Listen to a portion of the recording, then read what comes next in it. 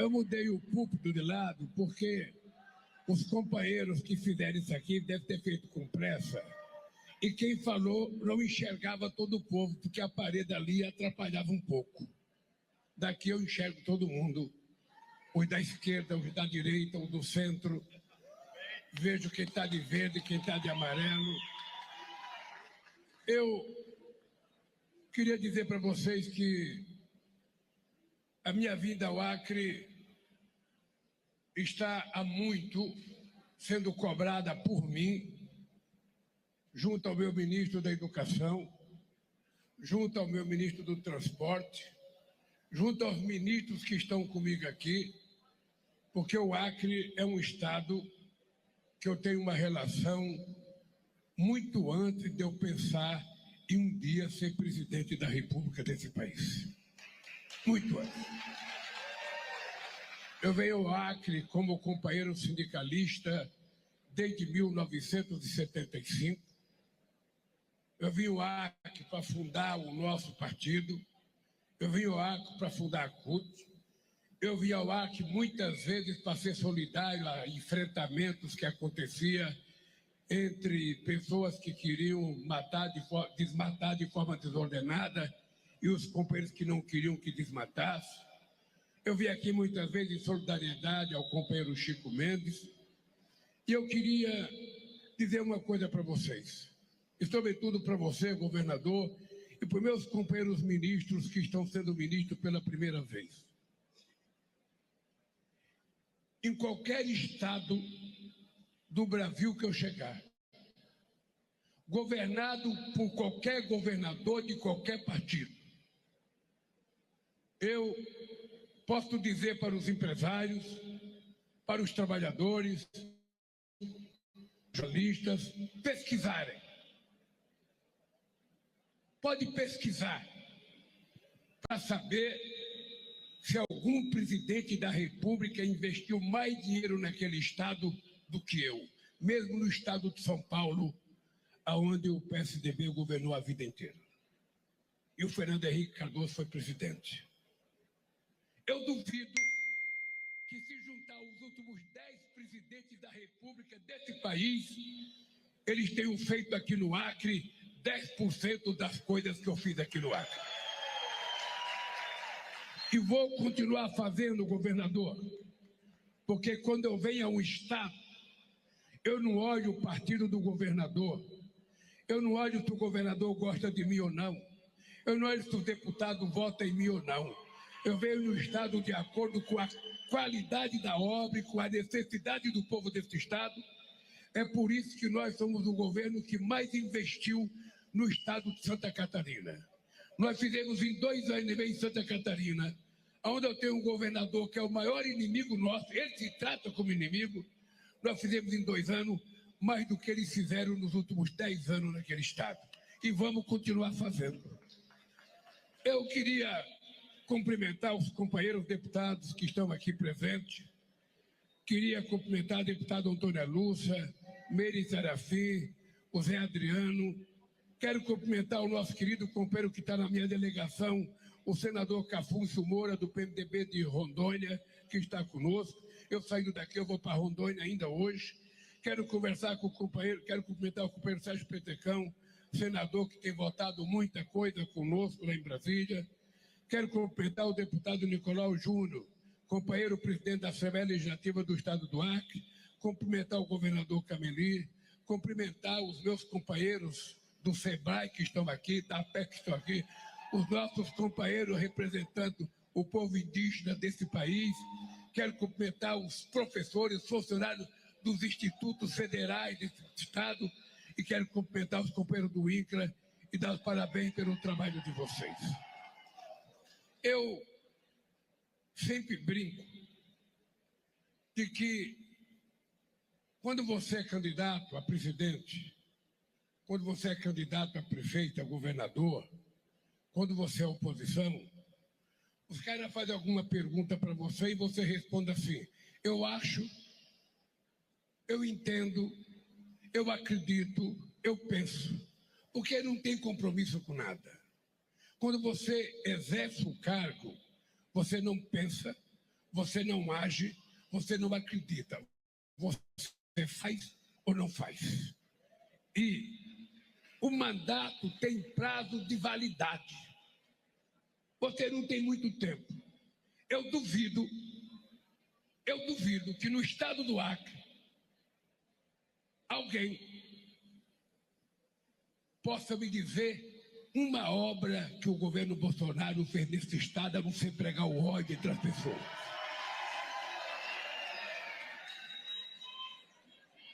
Podem chegar em Brasília, deputado, e perguntar para os deputados do Acre, para os senadores do Acre. Pode perguntar para quem quiser. É porque as pessoas não se preocupam em governar o país para o povo brasileiro. Quando eu tomei posse, 1º de janeiro, a primeira coisa que eu fiz foi governar, chamar os 27 governadores de estado e dizer para eles: eu quero que vocês apresentem ao governo federal de 3 a 5 obras mais importantes do estado de vocês, porque é vocês que sabem quais são as obras mais importantes. Da mesma forma, nós fizemos com os prefeitos.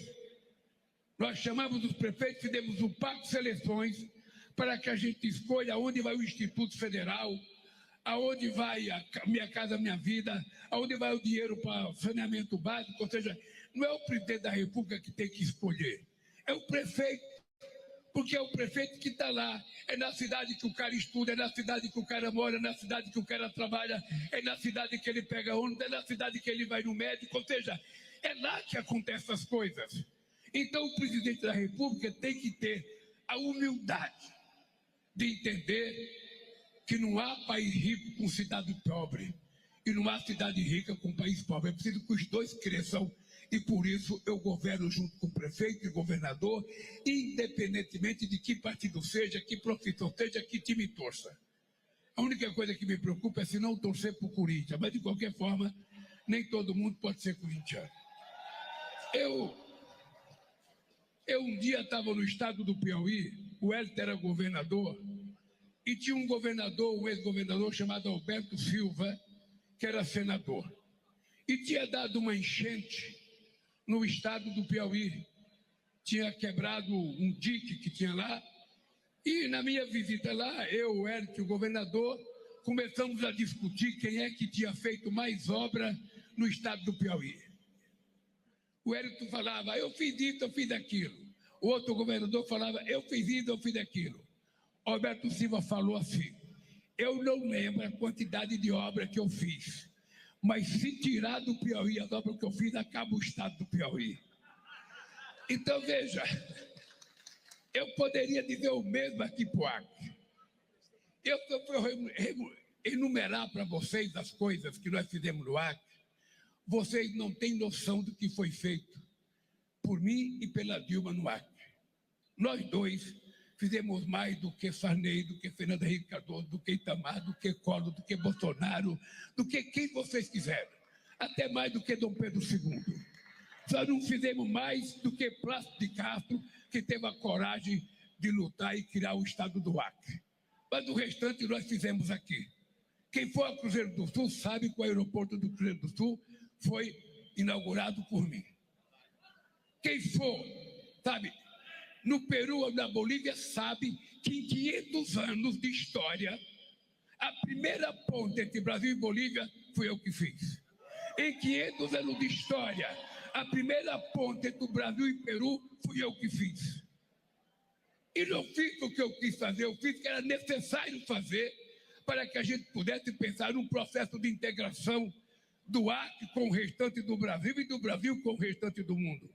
Afinal de contas, pelo Acre, o Pacífico está mais perto da China do que pelo Atlântico.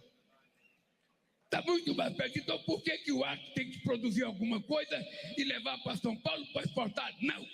É preciso criar condições dos produtores do Acre, dos empresários que produzem carne, couro, peixe, porco, castanha, possa sair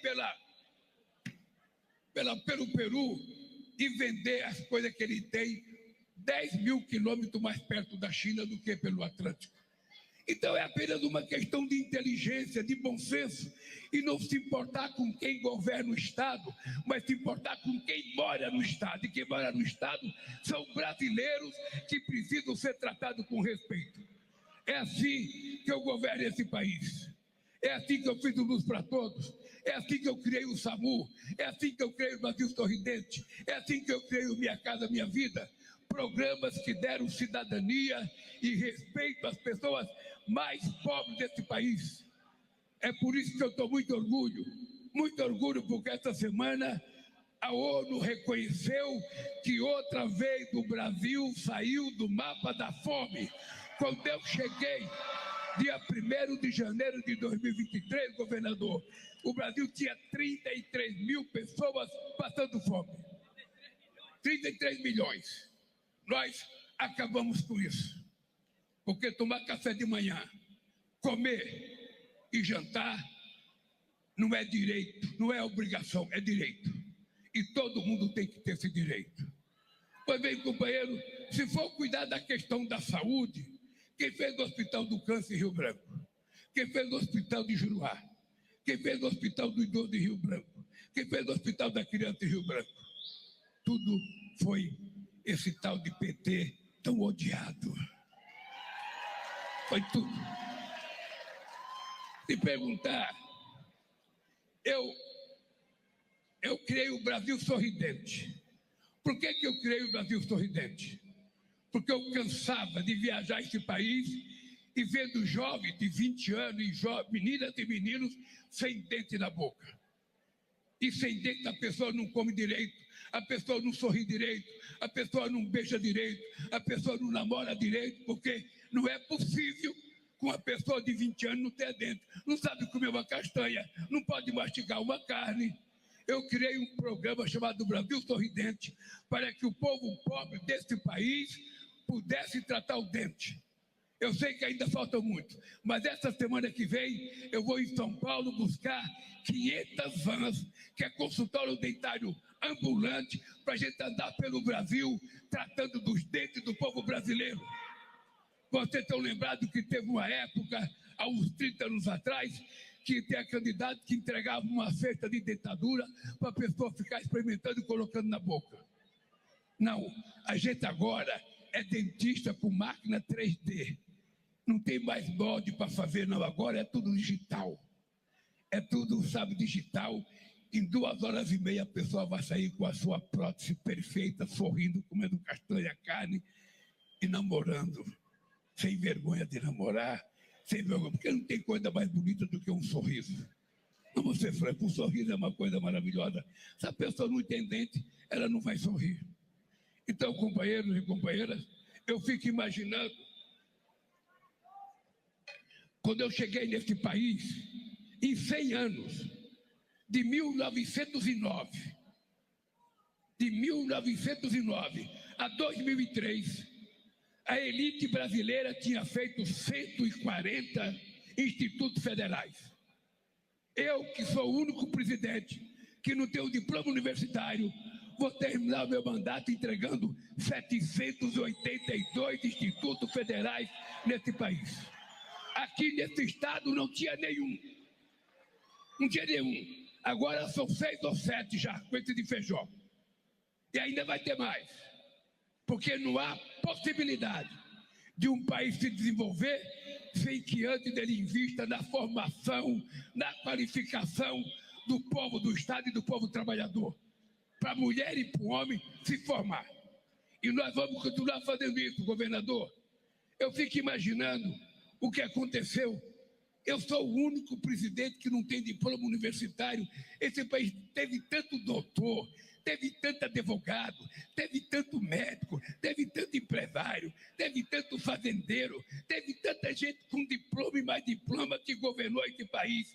E eu, que não tenho diploma, sou o presidente da República que mais fiz universidade na história desse país. E vou continuar fazendo. O Minha Casa Minha Vida, só contratada, foram 9.356 casas nesse estado. Do faixa 1 foram 7.726 casas. Quantas casas foram feitas no governo passado? Alguém, por favor, levanta a mão se sabe de uma casa que foi feita. Cadê o emprego da carteira profissional verde e amarela? Cadê a minha casa verde e amarela? Esse país passou 4 anos de mentira, de instigação do ódio, de fake news, de estupidez. Um presidente que carregou nas costas e vai carregar metade dos mortes da Covid é da responsabilidade dele por ser irresponsável no trato da saúde. Dizer que quem toma vacina vira gay, quem toma vacina fica jacaré, quem toma vacina vira não sei o quê. Em pleno século XXI, um presidente ignorante, chucro, que agora mandou o filho dele para os Estados Unidos para ficar pedindo para os americanos dar golpe nesse país. Ele vai saber o que vai custar isso, porque vai ter um processo.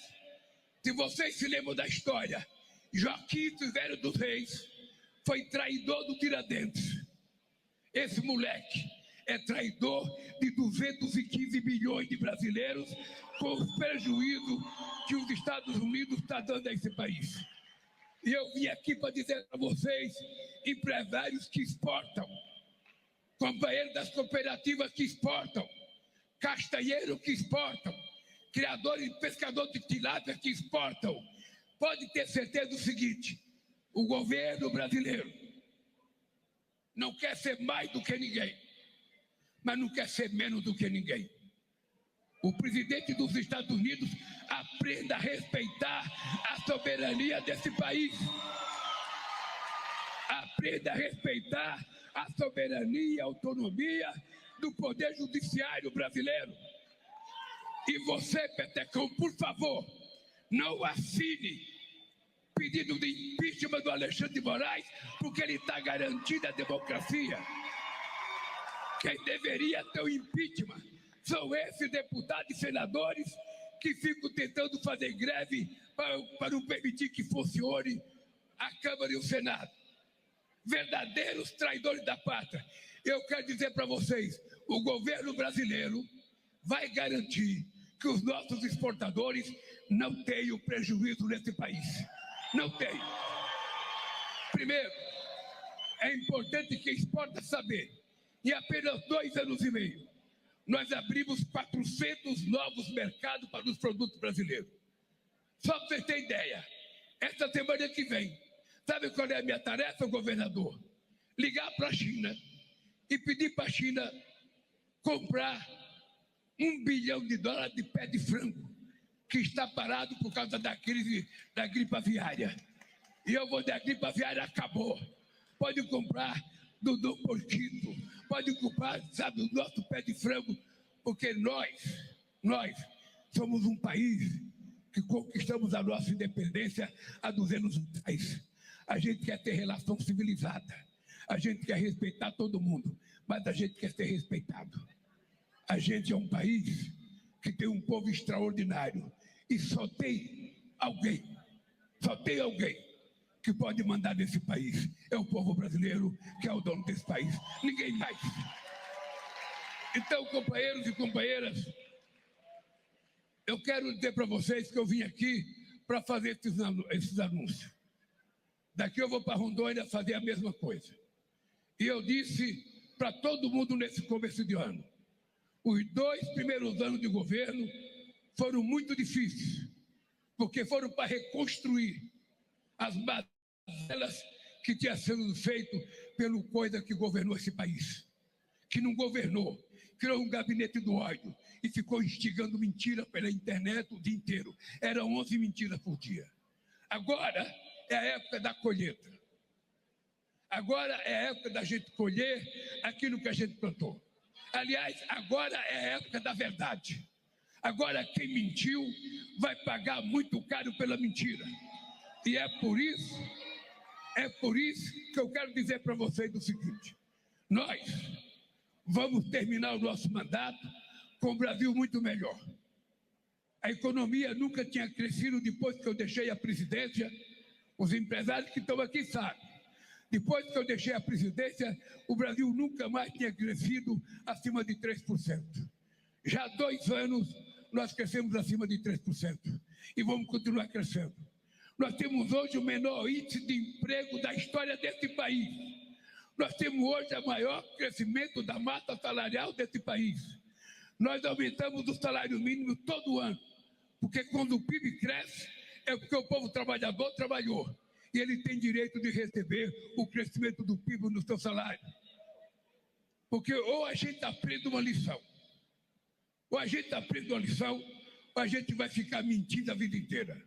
Você sabe por que eu descobri que eu tinha que fazer um partido, governador? Em 1900, eu era contra a política. Eu tinha ódio de política. Eu dizia, não gosto de quem gosta de política. Em 1978, o presidente Geisel mandou um projeto de lei para o Congresso Nacional, proibindo o professor fazer greve, proibindo o bancário fazer greve, proibindo o frentista de posto de gasolina fazer greve. Eu achei abominável. Eu era dirigente, presidente do sindicato. Eu ia para Brasília, o ministro fez um pronunciamento em rede nacional dizendo: quem vier protestar em Brasília vai ser caçado. Eu pedi licença do sindicato e fui para Brasília. Cheguei em Brasília, fui percorrer o Congresso Nacional. Depois de conversar com mais de 200 deputados, governador, eu descobri como eu era tonto, como eu era bobo. Eu queria que o Congresso Nacional fizesse uma lei para beneficiar os trabalhadores sem que lá tivesse algum trabalhador. Não tinha um trabalhador deputado em Brasília. Então não podia atender a lei que eu queria.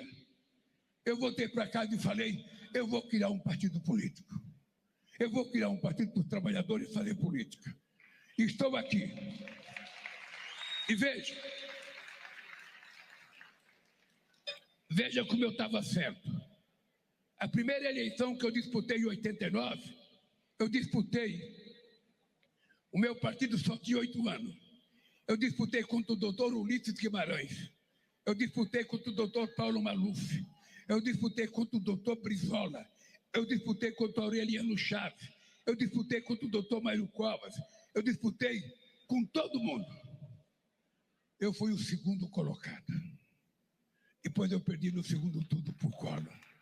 Depois de uma manobra que a Globo fez. Depois de 94, outra vez o meu partido foi o segundo. Depois de 98, outra vez o meu partido foi o segundo. Depois de 2002, o meu partido foi o primeiro. 2006, o meu partido foi o primeiro. 2010, o meu partido foi o primeiro. 2014, o meu partido foi o primeiro. Em 2018, não deixaram eu ser candidato. Inventaram a mais safada das mentiras desse país e eu fiquei 580 dias na Polícia Federal. Se eu tivesse disputado, eu teria ganho as eleições. Nós fomos o segundo colocado. Em 2022, eu saí da cadeia e ganhei do cidadão que governava esse país mentindo. E vou dizer para vocês uma coisa. Vou terminar dizendo para vocês uma coisa. Vou fazer 80 anos de idade, dia 27 de outubro. Quem quiser me dar um presente, pode lembrar. Agora, eu digo para todo mundo o seguinte. Eu estou muito bem de saúde. Levanto todo dia às 5h30 da manhã, faço todo dia 2 horas de caminhada, 1 hora de esteira e 1 hora de musculação. Me sinto melhor do que quando eu tinha 65 anos. E eu não vou mentir para o povo, se eu não tiver condições, eu não serei candidato. Mas se eu tiver do jeito que eu estou hoje, com 80, com energia de 30, eu vou contar uma coisa. Aqueles crápulas que governaram esse país não voltarão jamais a governar esse país. Não voltarão jamais. Porque esse país precisa acabar com o ódio que está impregnado na sociedade brasileira. Esse país é um país do bem. Esse país tem um povo generoso, um povo trabalhador. E esse país não pode ficar. Eu já disputei com o Maluf, disputei com o Fernando Henrique Cardoso, disputei com o Mário Covas, disputei com o Serra, disputei com o Alckmin. Não tinha essa raiva. Não tinha essa raiva. Parece que ele abriu a lâmpada mágica, não saiu Aladim, saiu o que tinha de podre nesse país para a política. É só ver o nível do Senado e da Câmara agora. vê, deputado vai lá, ele não faz mais discurso. Ele vai lá, pega o celular, grava a cara dele, fala uma bobagem e acha que está sendo deputado ou senador. Não é possível, gente. Então é o seguinte, olha, eu tenho uma obsessão na vida. Eu digo sempre o seguinte, quem tem uma causa não fica velho. O que move a gente é uma causa. A gente não pode achar, eu estou velho, eu não sei das contas, eu não tenho para isso. Não tem tempo ruim para mim. Não tem tempo ruim. E é o seguinte, eu tenho uma causa. A causa é fazer o povo brasileiro sair da situação que ele vive. Presta atenção numa coisa. Eu tenho dito uma frase. Muito dinheiro na mão de poucos significa pobreza, miséria, analfabetismo, prostituição, desnutrição. Agora, ao contrário, pouco dinheiro na mão de muitos significa exatamente o contrário. Significa prosperidade, significa distribuição de renda, significa riqueza, significa todo mundo ter acesso às coisas. É esse país que eu quero construir. Um país com mulher e homens formados. Um país com gente bem formada, sobretudo as mulheres. Eu tenho uma obsessão pela formação profissional das mulheres. A violência contra a mulher é muito grande nesse país. A violência é muito grande. Então, uma mulher ela tem que ter uma profissão. Porque se ela tiver uma profissão, ela conquista a sua independência. Se ela conquistar a sua independência, ela não vai morar com ninguém a troco do aluguel ou a troco de um prato de comida. Ela vai morar com o que ela gosta. Se a pessoa que ela está morando não prestar, ela manda embora e troca. É assim que é a vida. A minha mãe, com 8 filhos pequenos, largou do meu pai e criou 8 filhos. E o caçulinha dela já é 3 vezes presidente da República desse país. Então acredite que é possível fazer tudo aquilo que a gente quiser. E é por isso que eu quero terminar dizendo para vocês, Acre, tenha certeza. Eu disse ao governador, se tiver projeto, manda. Se algum prefeito tiver projeto, manda. O que não pode é prefeito mentir, dizer que não foi convidado e a gente provar que a gente tem um convite. Não tem. Eu quero que vocês saibam, não tem como eu não convidar. Em qualquer cidade que eu vou, em qualquer estado que eu vou, o governador é convidado, o prefeito é convidado. E com direito à palavra. Com direito à palavra. É assim que eu faço. Não tem hipótese eu não convidar. Se vocês ouviram um prefeito dizer, o Lula foi na minha cidade e não me convidou, eu digo, é mentira. É mentira. Pode ter certeza que ele é convidado. Ele é convidado pelo ministro da área que vai lá, ele é convidado pelo meu chefe de gabinete, sabe? Porque eu quero que ele esteja presente. Eu não sou daqueles que falam por trás, não. Eu gosto de falar para as pessoas que gostam de me ouvir e para os que não gostam também ouvir. Porque eu não tenho meia palavra. Eu não falo mal de ninguém, eu não xingo ninguém, eu não ofendo ninguém. Eu quero tratar todo mundo com respeito. E assim, eu quero cuidar do meu querido Acre. É isso, meus companheiros. Um abraço, que Deus abençoe o povo do Acre. Ah, tem uma coisa aqui. Tem uma coisa que eu esqueci de avisar. Espera aí. Tem um aviso importante que a Perpétua mandou avisar aqui. A Perpétua mandou avisar aqui. Vem cá, Perpétua.